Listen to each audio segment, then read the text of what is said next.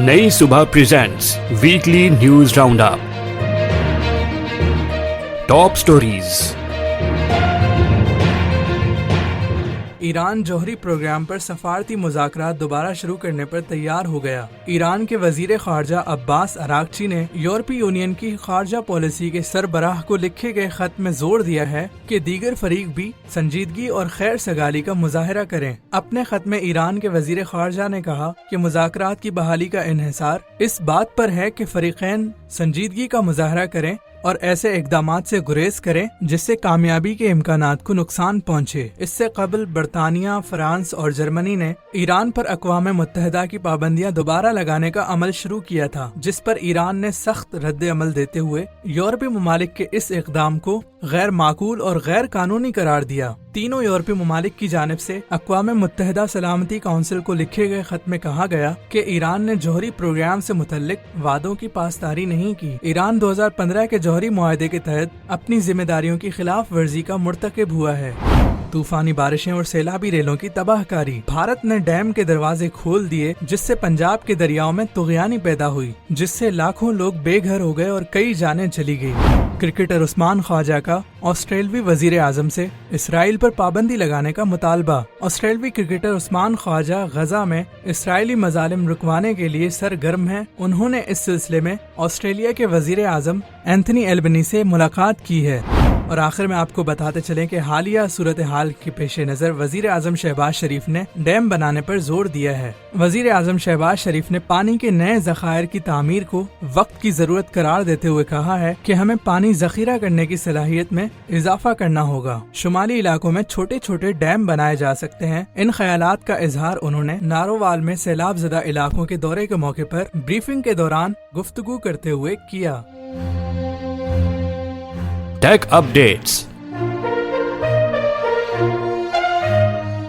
इस्लामाबाद की capital development authority CDA ने फैसला किया है कि इस्लामाबाद में फ्री वाईफाई सर्विस 35 की locations like markets, metro, feeder बस स्टेशंस और पब्लिक पार्क्स में लॉन्च की जाएगी। नेशनल टेलीकम्युनिकेशन कॉरपोरेशन NTC को इस सर्विस को ऑपरेट और मेंटेन करने की जिम्मेदारी दी गई है, जबकि CDA की टेक्निकल टीम इस प्रोजेक्ट के लिए सपोर्ट फ्राहम करेगी। CDA चेयरमैन मोहम्मद अली रंधावा का कहना है कि ये इनिशिएटिव इस्लामाबाद को पहली वाईफाई फ्री सिटी बनाने के विजन का हिस्सा है। साइंटिस्ट ने एक नए टाइप की इंफ्रारेड सेंसिटिव कॉन्टैक्ट लेंस बनाए हैं। ये लेंस पहनने वाले को बिल्कुल अंधेरे में भी देखने की सलाहियत फराहम करते हैं। ये लेंस इंफ्रारेड रेज को डिटेक्ट करते हैं और उन्हें आंख तक इमेज की सूरत में पहुंचाते हैं। ये लेंस मिलिट्री और सिक्योरिटी के लिए गेम चेंजर साबित हो सकते हैं। इसके अलावा आम लोगों के लिए भी फ्यूचर में एडवेंचर, स्पोर्ट्स, नाइट ट्रैवल और सिक्योरिटी के लिए भी इन लेंसेज का इस्तेमाल हो सकता है। बायोलॉजिस्ट ने इंसानी सेल के अंदर एक नया स्ट्रक्चर डिस्कवर किया है, जिसे उन्होंने हीमोफिज्म का नाम दिया है। ये एक ऑर्गेनल है जो सेल के अंदर कम्युनिकेशन और मेम्ब्रेन फ्यूजन के प्रोसेस में रोल प्ले करता है। अब तक डॉक्टर्स और रिसर्चर्स समझते थे कि हम इंसानी सेल के तमाम स्ट्रक्चर डिस्कवर कर चुके हैं। इस न्यू डिस्कवरी से डिजीजेस लाइक कैंसर और जेनेटिक डिसऑर्डर्स के लिए फ्यूचर थेरेपीज और मेडिसिन बनाने में मदद मिलेगी।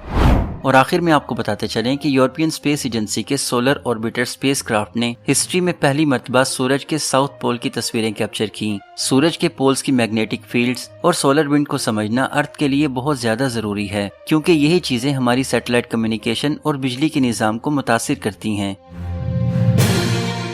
Sports updates.